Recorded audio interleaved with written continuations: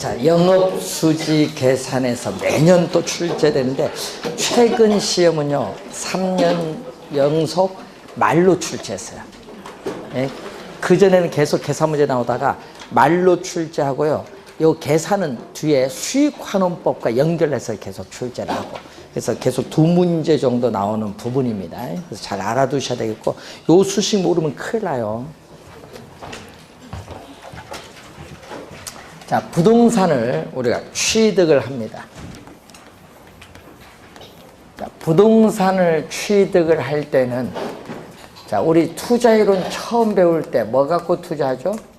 총 투자 금액을 부동산에 투자해서 취득을 하는데, 이 총 투자 금액은 두 가지로 구성됐습니다.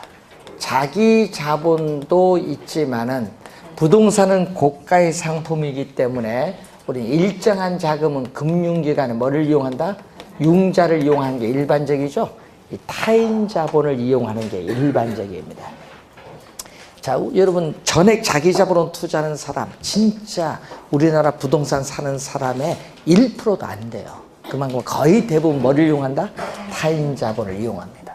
그럼 부동산을 취득을 하면은 부동산을 보유하는 기간 동안에 부동산을 뭐 해야죠? 운영을 해야 돼요. 그럼 이 운영 또는 영업이라고 하는데, 이 운영, 영업에 따르는 현금 흐름이 나옵니다. 자, 이 수식이 매년 출제를 하고 있죠. 자, 영업에 따르는 현금 흐름, 현금 수입과 지출을 계산을 해야 됩니다. 영업입니다. 자, 우선은 단위가 나오죠. 자, 우리 시험 문제에 출제를 할 때 이 단위라는 것은 1제곱미터도 또 한 번 출제했고, 또 한 실도 출제하고, 또 임대주택일 때는 몇 호, 한 호로도 출제하고, 그래서 하여튼 단위당 예상되는 연간 임대료, 항상 우리 임대료 계산할 때 뭐죠? 연간. 그래서 가끔 시험 문제 풀다 보면요, 월 임대료 20만 원 이렇게 주어져요. 그럼 월 임대료 20만 원이면 몇 개월 곱해줘야 돼요? 12개월 곱해줘야 돼요. 그래서 예상되는 연간 임대료에다가 뭐를 곱해주면 임대 단위수. 자, 그러면 예상되는 연간 임대료 얼마? 자, 여러분 예상되는 연간 임대료, 예상되는 연간 임대료가 한 실당 1,000만 원이다. 그럼 100실이 주어지면 얼마? 100실이니까 100을 곱해주면 되죠. 1,000만 원에 얼마? 10억이 나오죠. 그래서 임대 단위수를 100% 완전히 임대되었을 때 얻을 수 있는 최대한의 임대료 수입을 가능조소득이라고 하는데, 이걸 또 우리는 가능총소득이라고 해요. 조는 총과 같습니다. 가능조소득, 가능총소득인데, 이 가능이란 말은요, 또 번역을 하면요, 잠재라고도 또 번역을 해요. 잠재. 예? 잠재, 총소득. 그 포텐셜은 영어 단어를 또 잠재라고 번역하거든요. 잠재, 총소득. 또 시험 문제 한 2번 용어가 나왔어요. 잠재, 총소득. 근데 꼭 시험 문제 안에는 괄호 안에 약어를 적어주죠. 자, 우선은 이 수입은 무슨 수입? 최대한의 임대료 수입. 그러니까 이거는 최대. 임대 단위수를 100% 완전히 임대됐을 때 얻을 수 있는 이 최대한의 임대료 수입을 가능조소득. 근데 100% 완전히 임대되기 어려워요.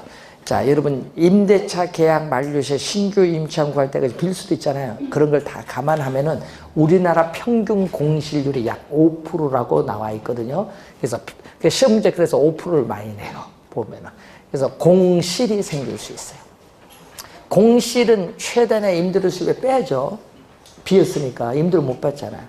공실도 있지만 또 뭐가 있냐 하면 또 임차인이 임대료를 지불하지 못하는 경우 있어요. 임차인이 임대료를 지불하지 못하는 경우를 불량 부채라고 하는데, 이것을 또 다른 용어로 출제하죠. 여러분 우리가 20회나 27회는요 요걸 다른 용어, 이 용어로 출제를 했어요.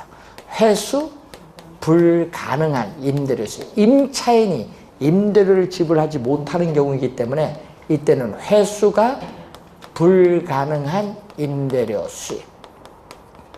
회수 불가능한 임대료 수입. 자, 그런데 주의해야 될 건요. 이 영업을 구하는 거거든요. 지금 구하는 거는. 근데 영업 외에서 발생하는 돈 들어오는 게 있거든요. 이것을 기타 소득 또는 기타 수입이라고 하는데, 기타 소득, 기타 수입은 영업 외입니다. 이건 영업이 아니라 영업 외에 발생하는 수입. 대표적으로 우리 여러분 건물 들어올 때 차 운전하고 계신 분 나갈 때 돈 지불하죠. 공짜가 없어요. 서울 같은 경우에도 내요. 서울은 뭐 30분에 뭐 2,000도 받고 3,000도 받고 그렇대요. 예? 그래서 그런 주차료 수입이라는 게 있어요. 요거는 영업에서 발생하는 것이 아니라 영업 외에 발생하는 주차료 수입. 또 우리 요즘에 건물에 잘 없죠. 옛날에 많았는데 뭐죠? 자판기 수입. 자판기 수입도 있고, 또 요즘 임대주택 가면 또 뭐가 있냐 그러면요, 1,000원짜리 놓고 돌리는 게 있어요. 세탁기. 예? 임대주택. 예? 예? 그런 세탁기 수입. 예? 그 세탁료 수입이 있어요. 이런 건 다 영업 외에 발생하는 수입입니다. 이걸 더해주면은 뭐가 나오냐면 유효 조소득이 나와요. 유효 조소득 또는 유효 총소득이 되죠. 요거는 공시를 고려한 임대료 수입. 공시를 고려한 임대료 수입에서, 자, 그럼 임대료 수입이 나왔어요. 공시를 고려한 임대료 수입에서 부동산을 관리하는 비용을 나가야죠. 비용 지출해야 돼. 그 비용을 빼야 돼.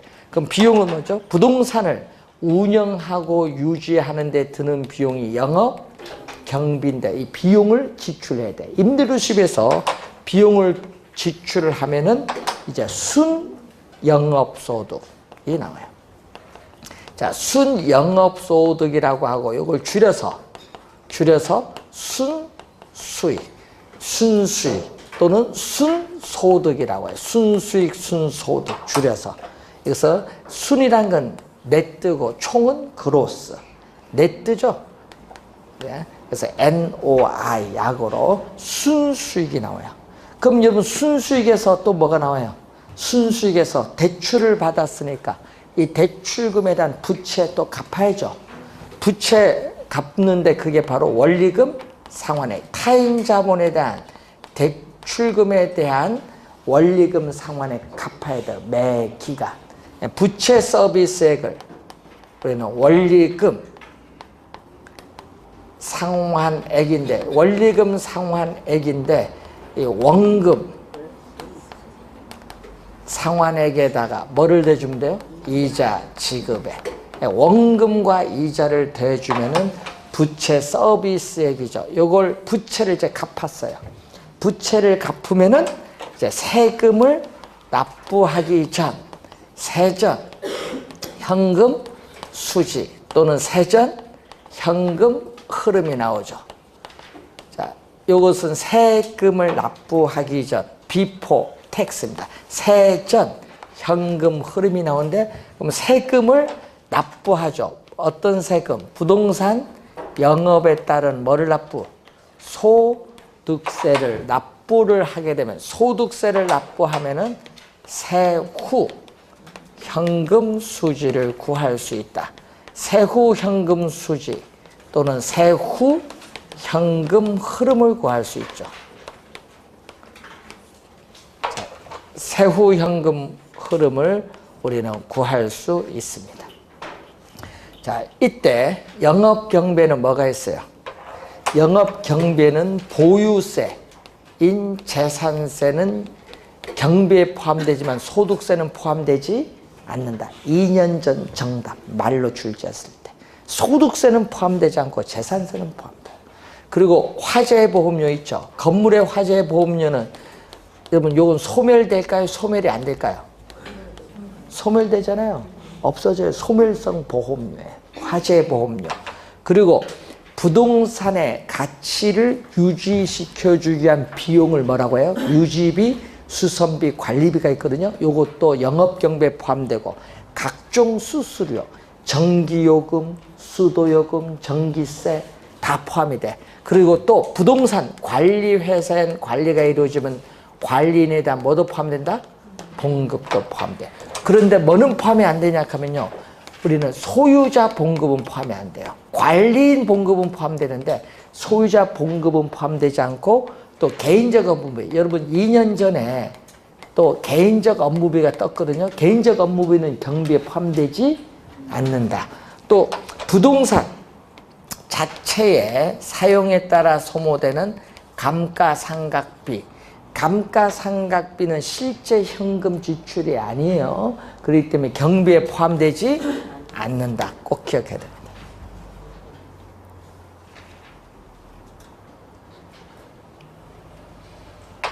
자, 여러분 그 자본적 지출이라는 용어가 있거든요.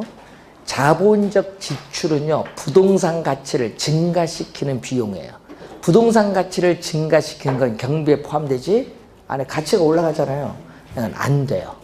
예? 뭐 대수선비 이런 건 안 됩니다. 부동산 가치를 증가시키는 거. 단순히 유지시켜주는 수선비는 돼요. 주의해야 돼요. 대수선비는 안 되고 뭐는 된다? 수선비는 돼요. 대자가 있나 없나 답이 또 달라서. 자, 우선은 요 수식을 꼭 암기하고 다니셔야 되는데, 여기 조는 지금 두 가지가 있네요. 조는 뭐? 가능조소득, 유효조소득. 그리고 순이 있고, 또 뭐가 있다? 전이 있고, 또 뭐가 있어요? 후. 그래서 여러분 암기할 때 조순, 전, 후를 암기를 좀 해둬야 돼요. 조순전은 빨간 거거든요. 빨간 거는 뭐다? 앞에 플러스는 생략한 거죠. 빨간 건 돈 들어온 거. 영업에서 돈 들어온 거, 빨간 거.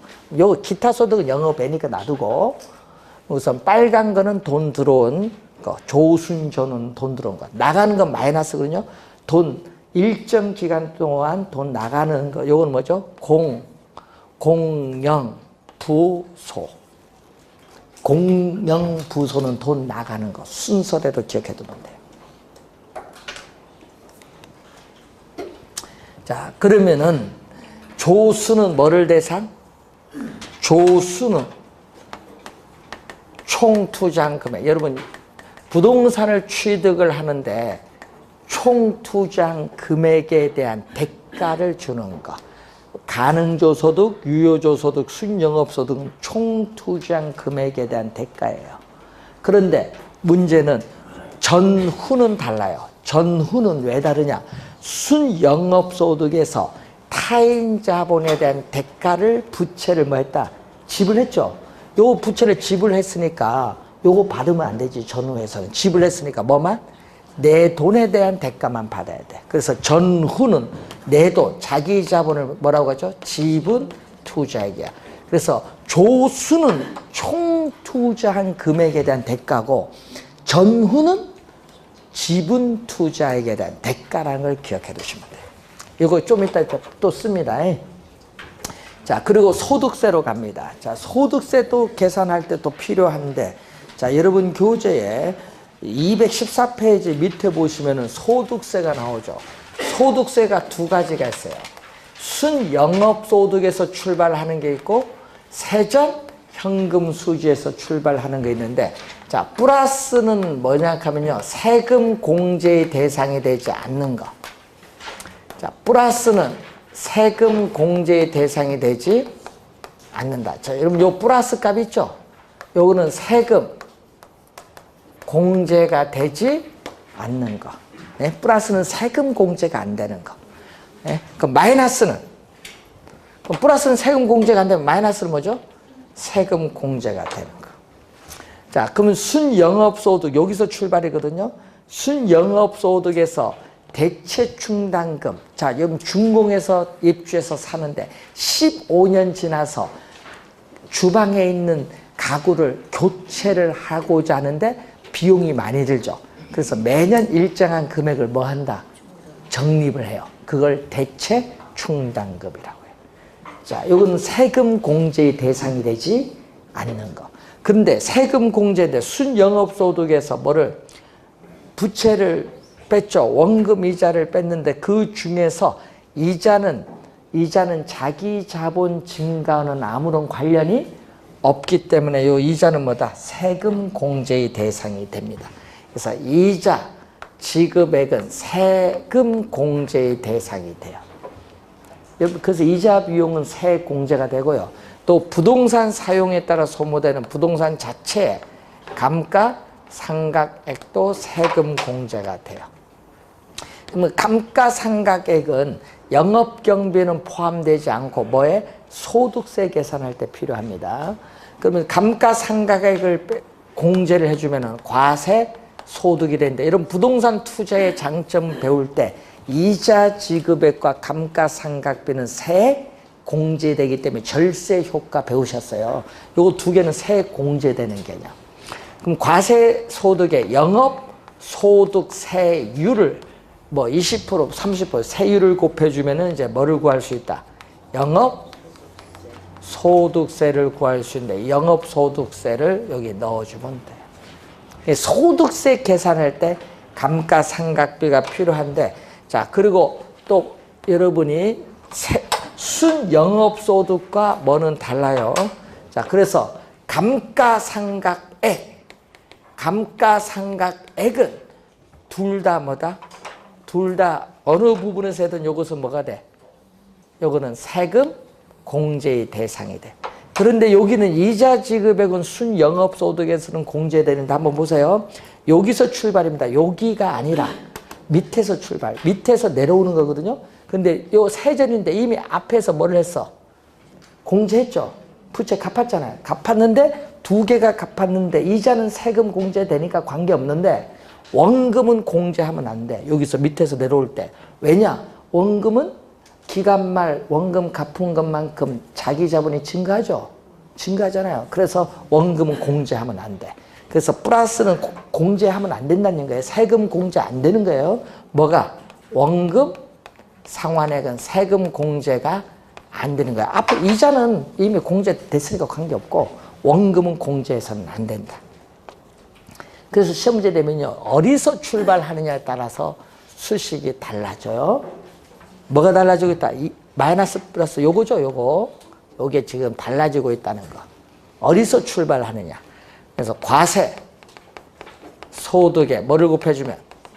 세율을 곱해주면 이제 영업소득세. 자, 지금까지는 요 두 개만 출제했거든요. 요 두 개를 이용한, 여러분, 요거는 한 번도 출제 안 했고요. 요 두 개를 이용한 계산 문제가 한 4번 출제했어요. 계산 문제로서. 그래서 여러분 요거 잘 확인해 두셔야 된다. 올해도 중요합니다. 요 두 수식은 올해 출제를 합니다. 안 할 수가 없습니다. 예.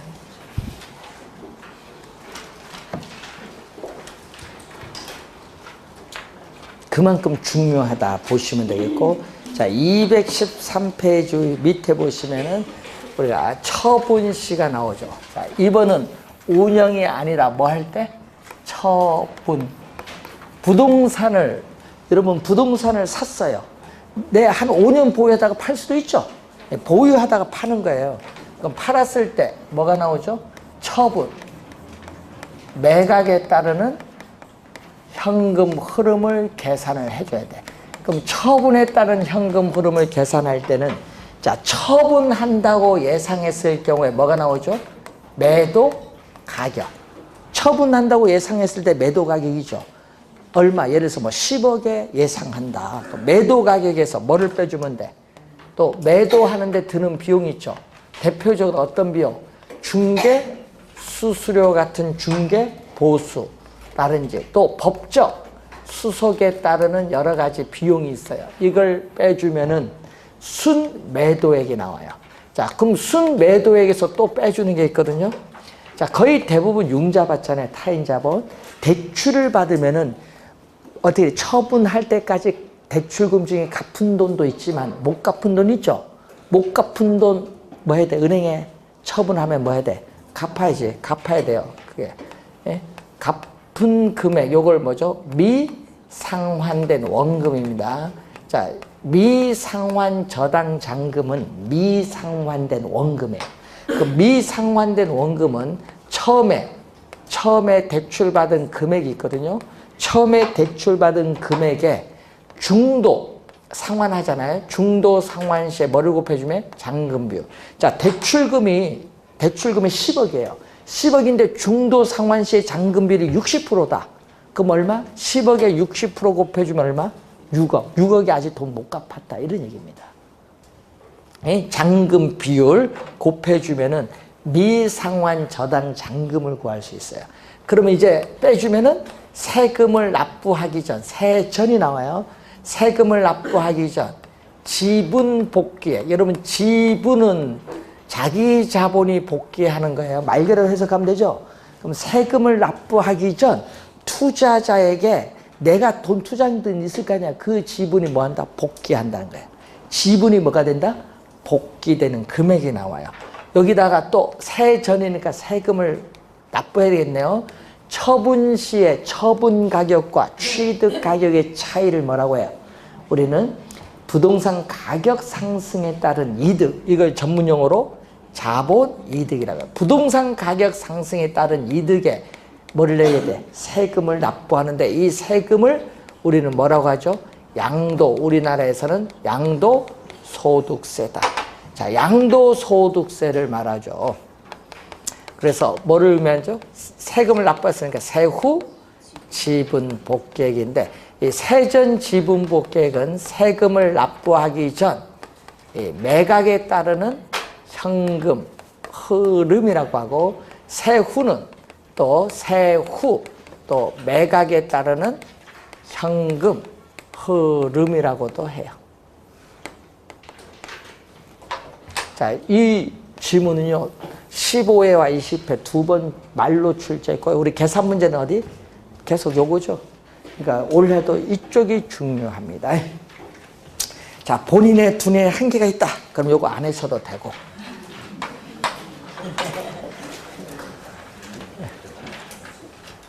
아니 머리에 헷갈리신 다음에 요거 놔두고 어느 시험에 나올 것부터 항상.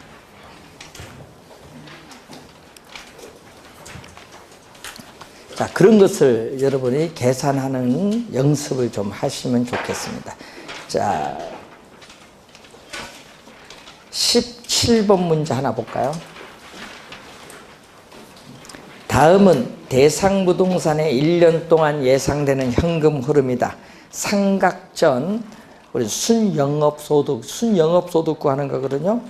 자, 임대 면적은 얼마? 100제곱미터가 나왔죠. 그리고 임대 면적당 매월 임대료는 얼마? 우리는 제곱미터당 얼마? 2만 원이 나왔어요. 2만 원. 2만 원이 나와 있네요. 자, 여러분이 2만 원이 나와 있습니다. 2만 원. 제곱미터당 2만 원인데 얼마?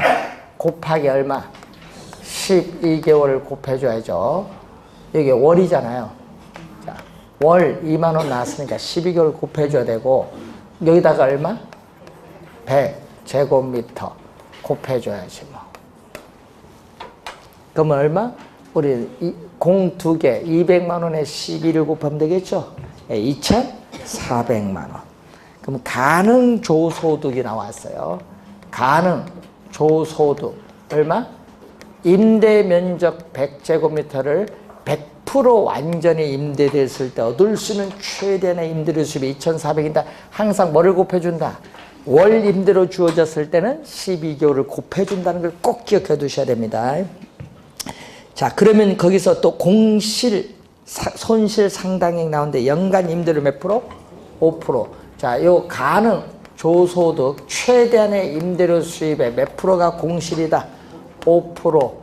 그러면 120만 원이에요. 120만 원. 예? 전자계산기 할 필요 없잖아요. 120만 원이지. 그러면 얼마? 빼주니까 2,280만 원이 뭐가 돼? 유효 총소득이 나오죠. 유효 총소득 나왔는데 거기 봤더니 영업경비는 유효 총소득 경비를 빼줘야 되는데 유효 총소득 2,280만 원에 몇 프로 해놨다? 유효 총소득의 60% 0.6 곱해, 이때 이제 여러분 전자계산기를 이용하면 되죠. 공과 하나 없으면 228에 6 곱해주면 돼요. 그러면 얼마 나와요? 1368만 원. 자, 여기에 얼마? 1368만 원이 나오겠죠. 자, 1368만 원 빼서 답을 구하다가는 큰일 난다. 조건이 있어. 거기 관로안에 감가상각비 200만 원 포함. 요거 밑줄 그어야 돼. 이게 포인트야.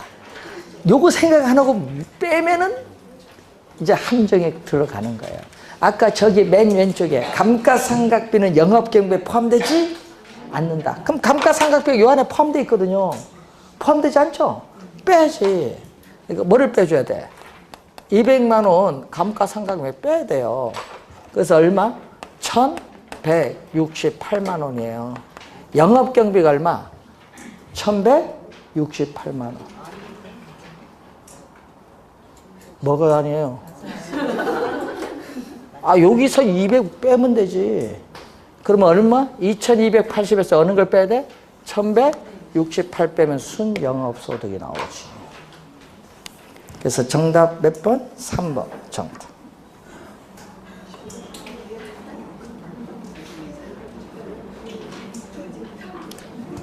여기서 빼는 게 아니라 여기서 빼야 돼. 유효총수에서 영업경비 빼는데 200만 원은 안 들어가잖아, 요 안에. 빼면 요게 영업경비예요, 1100. 여기서 요걸 빼야 나오는 거예요. 3번 정답. 이런 문제, 어려운 문제 아닌데 잘 틀립니다. 함정에 들어갑니다. 자, 여러분 본 시험에 이런 유형으로 출제를 합니다.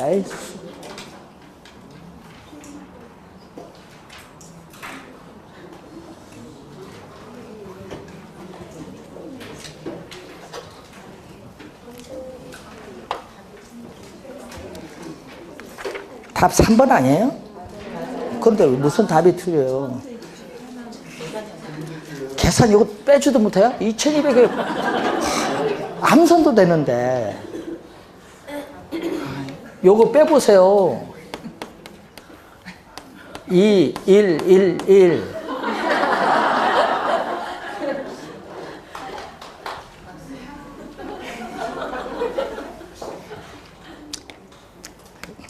이제 덧셈 뺄셈 못하는 거 이해합니다.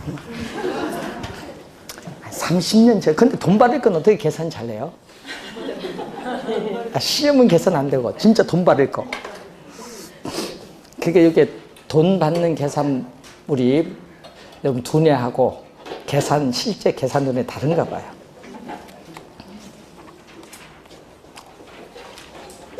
여러분 교재에 220페이지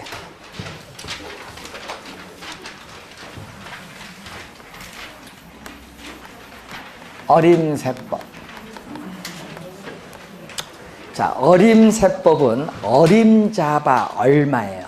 그러니까 현금 수입과 지출이 변동이 거의 없는 소규모 부동산에 적용을 하는데 요거는요 간단하게 분석할 때 합니다. 그러니까 요거는 여러분 전체 기간을 분석하는 것이 아니라 뭐만 분석한다? 첫 해만. 전체 투자 기간을 분석하는 것이 아니라 첫 해만 분석해요. 네? 투자 첫 해 현금 수입과 지출만을 대상으로 해요. 그러니까 뭐만 따진다? 첫 해만 따지는 겁니다. 그러면 현금 수입과 지출을 뭘로? 승수의 형태로 나타내는 승수법이 있고 또 무슨 형태로? 수익률의 형태로 나타내는 수익률법. 두 가지가 있어요. 자, 두 가지가 있는데 이 승수법은 우선 승수의 개념을 보면은 승수는 이 투자한 금액을 수익을 가지고 회수하는 데 소요되는 기간을 말하고 수익률은 투자한 금액 대비 수익과의 비율인데 자, 이 투자한 금액을 수익을 가지고 회수하는 데 소요되는 기간은 짧을수록 좋을까요? 길수록 좋을까요? 짧을수록 좋아야 되잖아요. 그러니까 승수값이 작을수록 유리하다. 짧을수록 유리하니까 승수값은 작을수록 유리하고 반대로 수익률은 뭐죠? 높을수록 유리하다 얘기죠. 그리고 요 두 개를 곱하면 얼마? 승수와 수익률 두 수식을 곱하면 1. 두 수식을 곱해서 1이 되면 승수와 수익률은 서로 어떤 관계에 있다? 역수 관계에 있다. 자, 저 맨 왼쪽에서 조순전후를 배웠어요. 자, 승수법에 뭐가 나온다? 조순전후가 나와요. 조순전후. 조는 조소득입니다. 수는 순소득입니다. 순영업소득을 줄여서 순소득이죠. 전은 세전, 현금, 수지를 말하죠.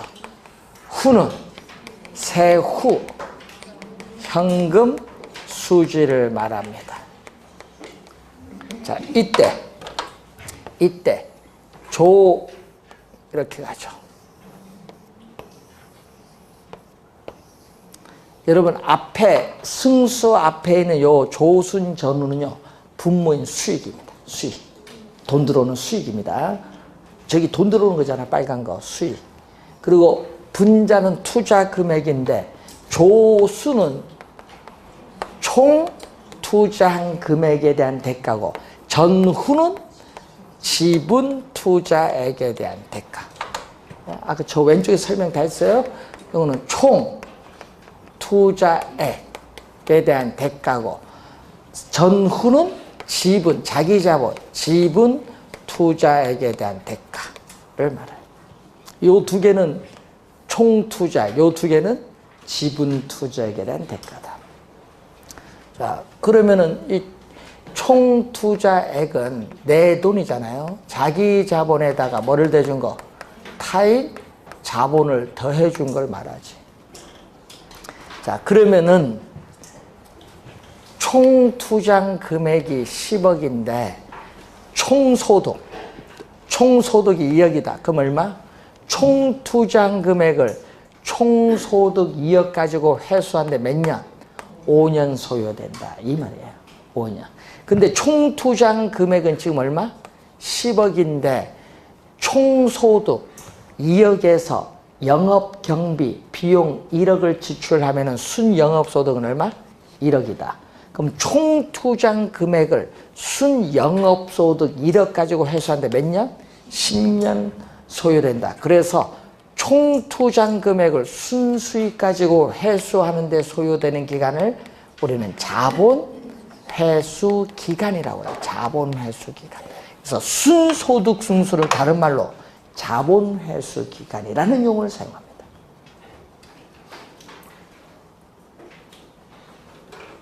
어리가 크죠? 여러분 26회 때 출제했잖아요. 투자액이 10억 동일할 때는 뭐가? 조소득 승수보다 어리가 크다? 순소득 승수가 크다. 자, 그러면 대출을 5억 받았어요. 자, 여러분 대출 타인 자본 5억 받았으면은 총 투자액 10억에서 5억을 뺀 내 돈은 얼마? 내 돈 5억. 자, 순 영업소득 1억에서 대출금 5억에 대한 원리금 상환액 5천만 원 갚았어요. 5천만 원 갚으면 세전 현금 수지는 얼마? 5천만 원. 그러면 지분 투자액 5억을 5천만 원 가지고 회수하는데 몇 년? 10년 소요된다. 또 세전에서 5천에서 소득세 2,500만 원 갚았어요. 납부했어요. 그럼 2,500만 원의 세후예요. 그럼 지분 투자액 5억 원을 세후 현금 수지 2,500만 원 가지고 회수하는데 20년 소요돼요. 어리가 크죠? 또 이게 크죠? 지분 투자액이 동일할 때는 세전 현금 수지 승수보다 세후 현금 수지 승수가 더 크죠? 26회 정답 질문입니다. 말로 출제를 하잖아요. 그 어떻게 그 말이 OX가 되는지. 자, 역수로 가볼까요? 자, 역수. 순소득 승수의 역수를 우리는 종합 환원율을 다른 말로 자본 환원율이라고 하고 또는 종합자본 환원율이라고 하는데 시험에는 최근에 요 지문으로 많이 내요. 자본 환원율로 많이 냅니다. 자, 그리고 또 세전 현금 수지 승수의 역수는 지분 배당률 또는 여러분 요건 지분입니다. 지분 환원율인 또는 세금을 납부하기 전 세전 수익률인데 최근 시험에는 어느 걸로 출제냐면은 또 지분 환원율로 출제를 많이 해요. 자본 환원율은 순소득 승수의 역수고요. 지분 환원율은 세전 현금 수지 승수의 역수예요. 자와 지가 다릅니다. 헷갈리면 안 돼요. 그리고 세후 현금 수지 승수의 역수는 27회 계산 문제 출제했죠. 뭐를 출제했어요? 세후 수익률 구하는 계산 문제 출제했어요. 자, 그리고 시험 문제에 또 요 총이 있죠. 이 총을 뭘로 출제해요? 지분으로. 또 지분을 뭘로? 총으로 바꿔서 출제 많이 해요. 좀 주의해야 돼요. 조수는 총투자에, 전후는 지분투자에. 자, 역수 관계인데 올해는 요게 중요합니다. 여러분, 올해 시험은 여기서 출제가 예상. 2개. 좀 주의 좀 많이 해 두셔야 돼요. 자, 조소득 승수의 역수. 자, 조소득 승수의 역수는 어디 있다? 비율 분석법. 비율 분석법에 보면은 역수가 나오는데 뭐죠? 총 자산 회전율이 나와요. 자, 용어가 좀 어렵습니다. 총자산 회전율은 투자된 총자산이 총투자한 금액인데, 자, 여러분, 총투자한 금액은 부동산을 취득하는데 총투자한 금액은 부동산 가격이에요. 여기 부동산 가격. 부동산 가격에 대한 뭐의 비율? 조소득. 여러분, 조소득은 2가지가 있다고 배웠죠? 가능조소득, 유효조소득. 그 문제 잘 보셔야 돼. 뭐 가능조소득 기준한다, 유효조소득 기준한다. 막 지문에 나와요. 그래서 뭐가 아니죠? 순영업소득, 순수익이 아니다. 뭐의 비율? 조소득과의 비율. 역수관계. 근데 올해 시험은 29회는 요 2개가 좀 중요하다는 걸 염두에 좀 두시면 되겠습니다. 자, 그래서 여러분 교재에 우선 어림세법에 대한 내용을 우선 하나 공부를 배우셨습니다. 그래서 222페이지에 맨 위에 보시면 222페이지에 맨 위에 보시면 뭐가 나오죠? 한 가지 방법에 의해서 계산된 비율을 다른 방법에서 계산한 비율과 직접 비교하기가 어렵다. 직접 비교하기가 어렵거든요. 왜냐? 미래에 예상되는 현금 수입 지출을 현재의 가치로 할인하지 않아요. 미래 갖고 비교했기 때문에 현재 가치로 할인하지 않았기 때문에 직접 비교하기가 어렵다는 것. 그 지문이 또 가끔 시험 지문에 나오기도 합니다. 1번 지문 주의 좀 해두시면 되겠고, 자, 여러분이 저 영업의 현금 흐름하고 어림세법 같이 연결해서 공부했는데 시험 문제 오늘 이번 시간에 공부한 것에서 2문제에서 3문제 출제되는 범위입니다. 여기서 우선 하나 주의하고 저기서 우리 2문제 평가 이론과 연결시켜서 2문제 출제하니까 저 영업의 현금 흐름 꼭 기억해 두셔야 되겠고, 그리고 이제 다음 시간에 뭐부터 215페이지에 정통적 투자 분석 기법부터 진행하도록 하겠습니다. 잠시 쉬고 오시겠습니다.